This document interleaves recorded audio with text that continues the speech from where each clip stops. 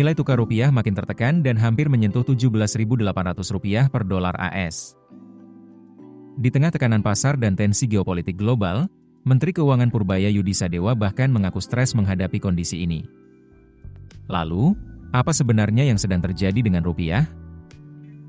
Nilai tukar rupiah kembali menjadi sorotan setelah hampir menembus level Rp17.800 per dolar Amerika Serikat pada penutupan pasar spot Selasa, 26 Mei 2026.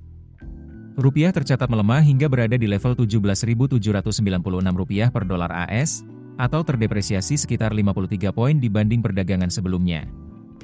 Menteri Keuangan RI, Purbaya Yudisadewa mengaku kondisi tersebut membuat dirinya stres. Namun pernyataan itu disampaikan sambil bercanda saat berbicara kepada awak media di kawasan Direktorat Jenderal Pajak, Jakarta. Purbaya mengatakan, dengan fundamental ekonomi Indonesia yang dinilai masih baik, seharusnya pelemahan rupiah sedalam ini tidak terjadi. Biasanya, nilai tukar mata uang suatu negara melemah ketika ada gangguan serius pada fundamental ekonomi nasional.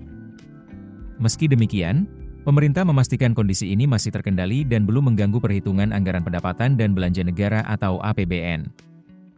Menurut Purbaya, asumsi pelemahan rupiah bahkan sudah dimasukkan dalam simulasi pemerintah bersama perhitungan harga minyak dunia sebesar $100 AS per barel.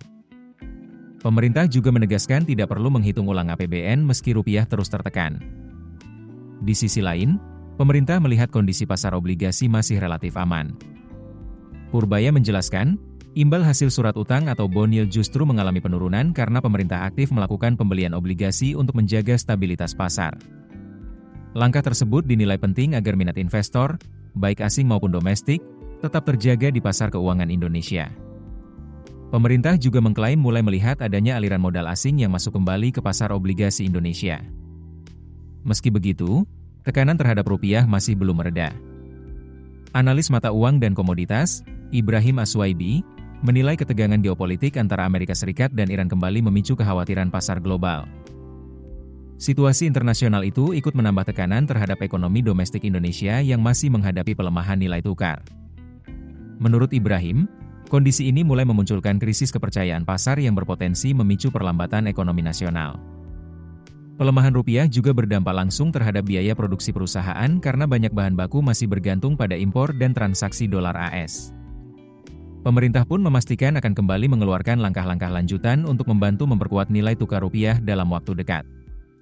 Kini publik menanti, apakah rupiah mampu bangkit atau justru semakin tertekan di tengah ketidakpastian ekonomi global. Keputusan bisnis terbaik datang dari data, bukan tebakan. Mudah berlangganan Business Insight dengan subscribe with Google.